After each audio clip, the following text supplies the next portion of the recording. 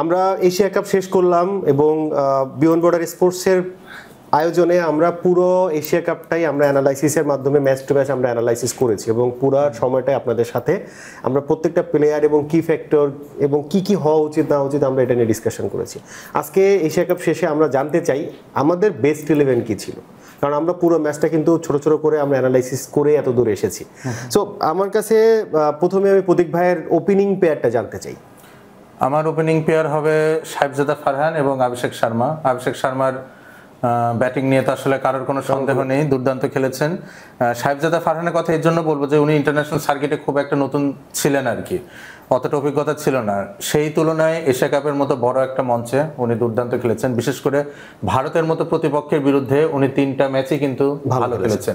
এখানে কিন্তু অনেক সুপারস্টার কলাপস করেন বা বড় স্কোর করতে পারেন না।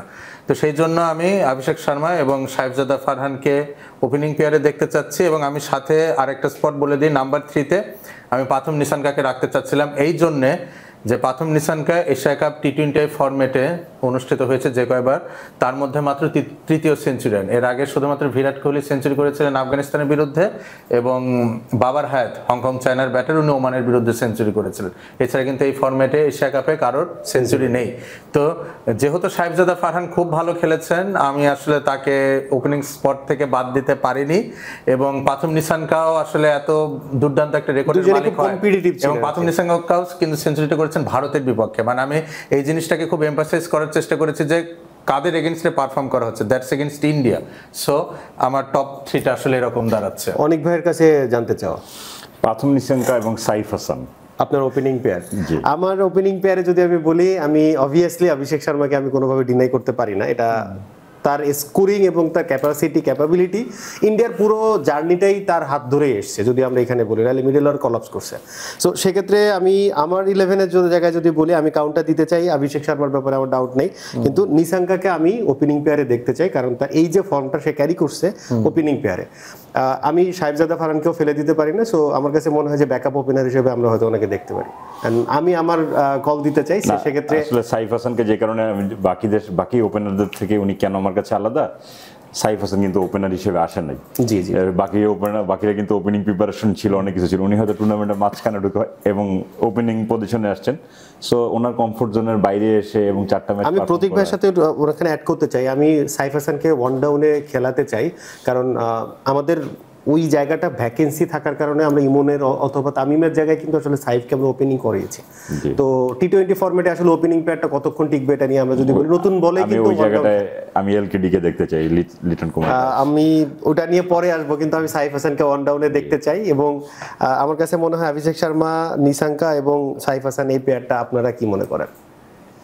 আমি আসলে সাইফ হাসানকে এত দ্রুত খুব উচ্চতায় তোলার পক্ষপাতী না, ওই জন্য আসলে মানে আই হ্যাড মাই লজিক এবং ওটা দিয়ে বলেছে আসলে যে অভিষেক শর্মা, সাহেবজাদা ফারহান, মানে সাহেবজাদা ফারহানের পারফরমেন্সটা আমি ফেলতে পারিনি এই জন্য যে তার 3টা ইনিংসই ভারতের বিরুদ্ধে খুবই দুর্দান্ত ছিল, এটাই একমাত্র কারণ।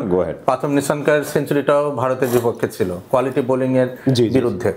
তো সেই হিসাবে আসলে আমার টপ 3 এটা দাঁড়িয়ে। তাহলে আমরা যদি বলি যে আমরা 3 জনেরই একটা জায়গায় আমরা লক, যে আমরা অভিষেক শর্মা এবং পাথুম নিশাঙ্কা ওয়ান ডাউনে থাকছেন, সাহেবজাদা ফারহান ওপেনিং পেয়ারে থাকছেন। আমরা ফার্স্ট 3 প্লেয়ার লক। আচ্ছা ঠিক আছে।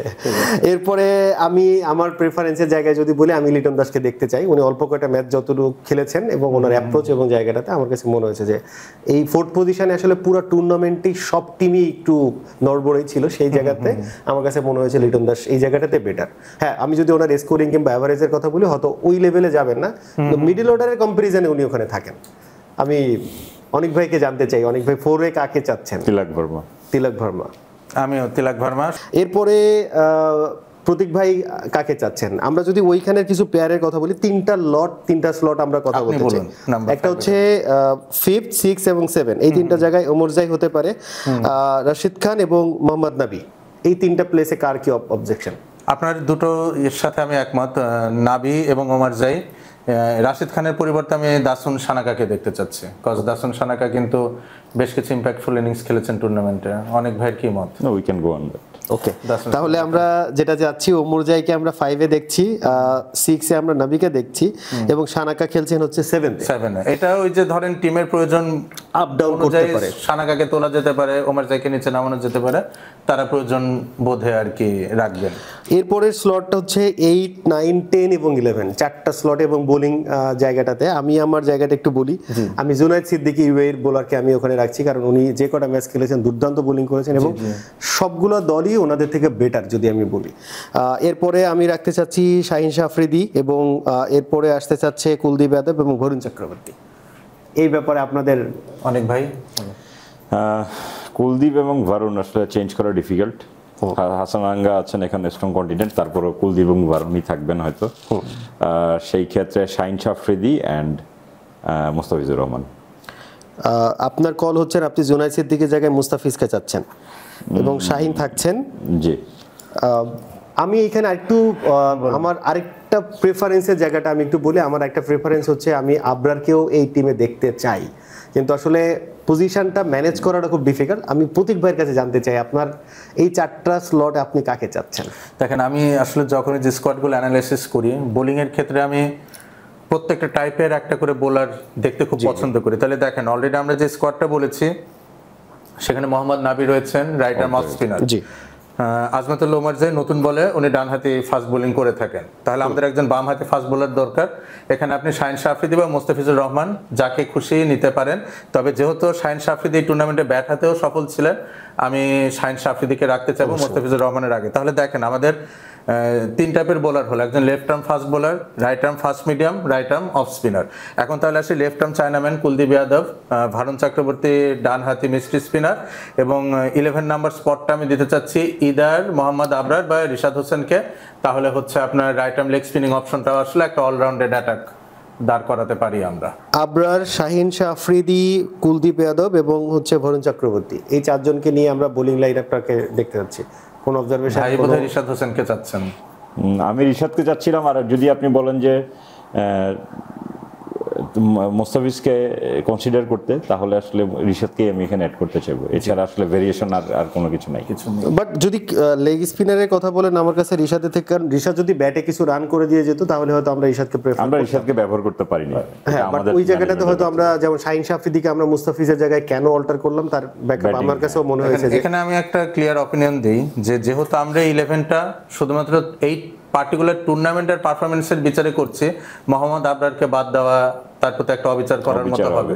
এলস আপনি যদি ধরেন শুধুমাত্র এসে 11 করতাম, আমি কিন্তু সবসময় রিশাদ হোসেনকে মোহাম্মদ আবরারের আগে রাখতাম। বিষয়টা আসলে এরকম। তাহলে আমরা আমাদের 11টা একটু আরেকবার অ্যানাউন্স করতে চাই। সেটা হচ্ছে যে বিয়ন্ড বর্ডার্সের স্পোর্টসের যদি আমরা 11 বলি, অভিষেক শর্মার সঙ্গে সাহেবজাদা ফারহান ওপেন করছেন। থার্ড পজিশনে মানে ওপেনিং পেয়ারের পরে ব্যাট করছেন নিসাঙ্কা, যাকে আসলে ওপেনিং থেকে আমরা একটা ব্যাকডাউন নিচে নামিয়ে ব্যাট করাচ্ছি।